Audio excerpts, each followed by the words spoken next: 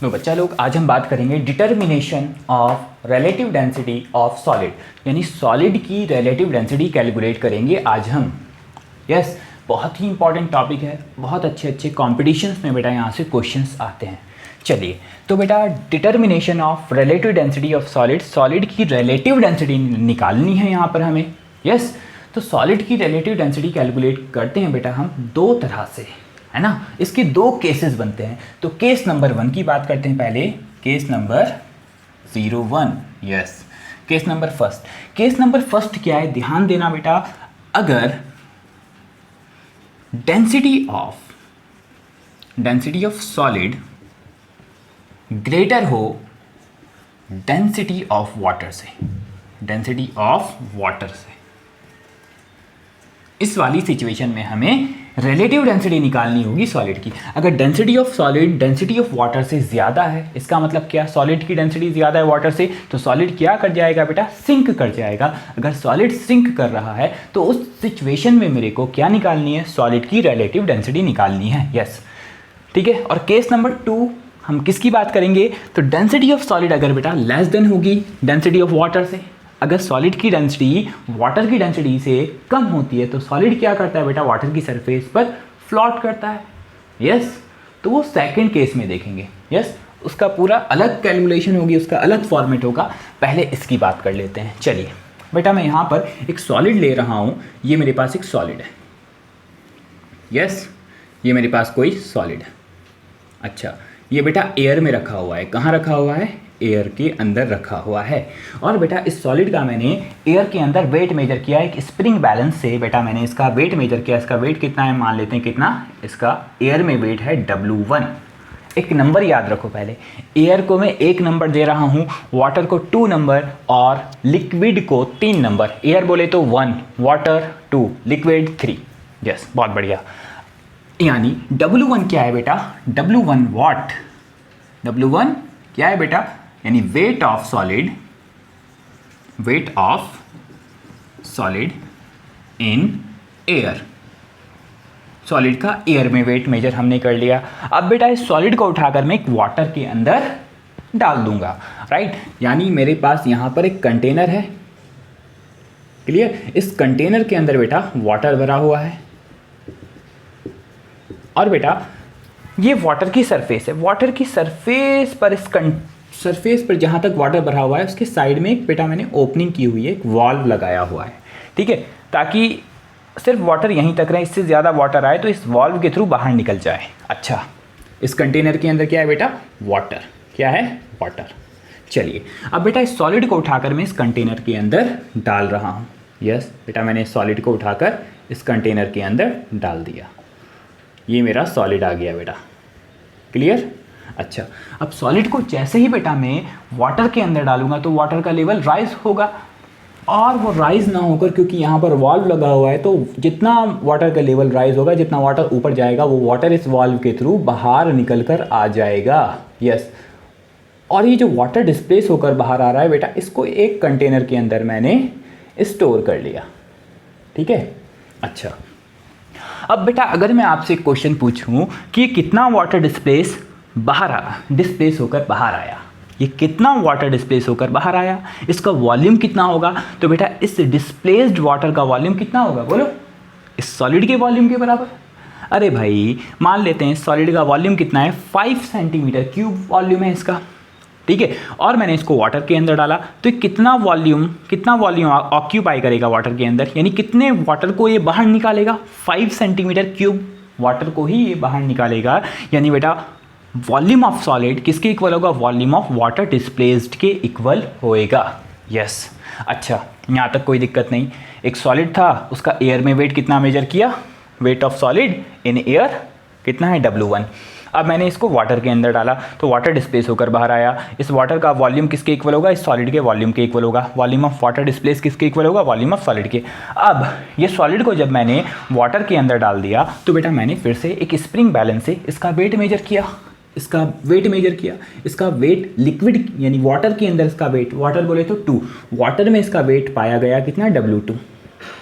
Wait of solid in water, wait of solid in water is what, W2। Yes, अब कितना कम, ये थोड़ा कम पाया गया, यानी सॉलिड का जो वेट है वाटर के अंदर वो थोड़ा कम आया एयर के कंपैरिजन में। एयर में कितना था वेट, W1, और जब वाटर में देखा तो W2, यानी अगर एयर में सपोज कितना है 10 न्यूटन इसका वेट है, तो वाटर में पाया गया 8 न्यूटन। इसका मतलब क्या, इसका मतलब ये कि वाटर, बेटा आपने अपथ्रस्ट पढ़ा होगा, अपथ्रस्ट यानी बाइंड फोर्स, यानी वाटर किसी भी बॉडी के ऊपर अपवर्ड डायरेक्शन में एक फोर्स लगाता है, बाइंड फोर्स लगाता है, जिसको हम क्या बोलते हैं, अपथ्रस्ट। अपवर्ड डायरेक्शन में इसके ऊपर बेटा वाटर क्या लगा रहा होगा, अपथ्रस्ट लगा रहा होगा, कैपिटल U से उसको हम रिप्रेजेंट करते हैं, राइट। तो wait of solid in air कितना है, W1, और वाटर में कितना है, W2, और W2 थोड़ा कम है, कितना कम है भाई, अपथ्रस्ट के बराबर, अपथ्रस्ट के बराबर। अगर एयर में W1 है तो वाटर में कितना हो जाएगा, अब W1 माइनस U, क्योंकि वाटर इसके ऊपर अपवर्ड डायरेक्शन में अपथ्रस्ट लगाता है। तो बेटा W2 क्या हो जाएगा, W2 इज व्हाट, W2 कितना पाया गया, W2 एयर के कंपैरिजन में U कम पाया गया, U कम पाया गया। एयर में अगर W1 है तो वाटर में थोड़ा कम हो जाता है, कितना कम, अपथ्रस्ट के बराबर। तो W2 को हम क्या लिखेंगे, W2 यानी wait of solid in water कितना होगा, weight of solid in air में से अगर मैं अपथ्रस्ट माइनस कर दूंगा तो W2 आ जाएगा। यस, तो wait of solid in water is what, wait of solid in air minus upthrust. Yes, और दूसरा नाम आपको पता होगा, weight of solid in water, उसको हम क्या बोलते हैं, एपरेंट वेट भी कहते हैं, एपरेंट वेट। और weight of solid in air को हम क्या बोलते हैं, एक्चुअल वेट भी कहते हैं। यस, बहुत बढ़िया। चलिए, यानी W2 क्या है बेटा, W2 is what, W2 is what, W2 wait of solid in water, wait of solid in water. यहाँ तक कोई दिक्कत नहीं है, यहाँ तक हर एक कॉन्सेप्ट आपको क्लियर हो रहा होगा। चलिए, अब मैं इस सॉलिड की रिलेटिव डेंसिटी लिखना चाहता हूँ। तो रिलेटिव डेंसिटी का वही पुराना वाला formula, density of any substance divided by density of water at 4 degree Celsius, यही तो होता है रिलेटिव डेंसिटी का फार्मूला। तो अगर मैं रिलेटिव डेंसिटी लिखना चाहता हूँ, relative density of solid is equals to density of solid in air, क्योंकि हम डेंसिटी सॉलिड की कहाँ मेजर करेंगे भैया, एयर में मेजर करेंगे। Density of solid in air divided by density of water. अब मैं वाटर की, इस वाले वाटर की लिखूँ या इस वाले वाटर की लिखूँ, डिस्प्लेस वाटर की, क्योंकि वाटर की डेंसिटी तो हर जगह सेम ही होती है, 4 डिग्री सेल्सियस पर 1000 kg पर मीटर क्यूब होती है। तो डेंसिटी ऑफ, अगर मैं डिस्प्लेस वाटर की लिखूंगा तो मेरे लिए एक हेल्प हो जाएगी। तो मैं यहाँ डेंसिटी ऑफ वाटर ना लिखकर density of displaced water at 4 degree Celsius. Yes, यहाँ तक कोई दिक्कत नहीं है। चलिए, रिलेटिव डेंसिटी को शॉर्टकट में क्या मैं RD लिख दूँ, RD बोले तो R for relative, D for density, relative density of solid, है ना, सॉलिड। RD मतलब समझ जाओ, रिलेटिव डेंसिटी किसकी बात चल रही है, सॉलिड की बात चल रही है, यानी relative density is equals to. अच्छा, अब बेटा डेंसिटी का फार्मूला सबको मालूम होता है, डेंसिटी क्या होती है, mass by volume, mass by volume. क्या मैं डेंसिटी ऑफ सॉलिड लिख सकता हूँ, मास ऑफ सॉलिड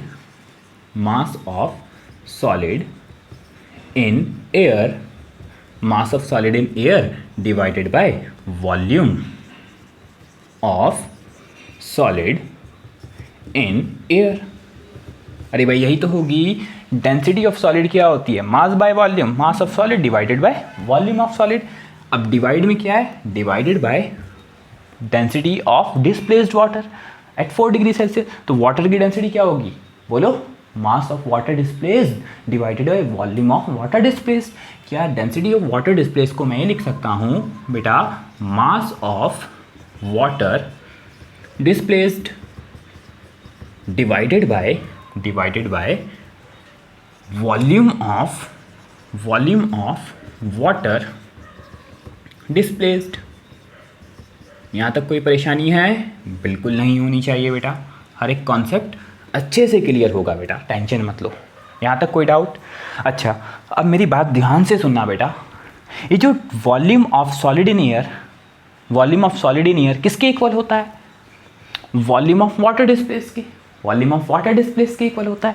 क्या बेटा ये जो volume of solid in air volume of water displace के इक्वल होगा? यानी ये दोनों टर्म सेम है। क्या ये दोनों टर्म बेटा, ये वाला वॉल्यूम एक दूसरे को कैंसिल आउट कर देगा? यस। अब बचेगा क्या बेटा? अगर मैं रिलेटिव डेंसिटी लिखना चाहूँ तो क्या बचेगा? मास of solid in air divided by mass of water displaced, mass of water displaced. चलिए इसको नोट कर लीजिए, मैं इसको इरेज करके आगे बढ़ाता हूँ कहानी को। चलिए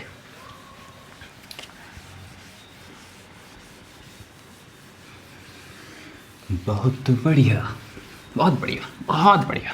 चलिए बेटा बचा क्या मेरे पास? यानी relative density is equals to mass of solid in air, mass of solid in air divided by mass of water displaced, water displaced.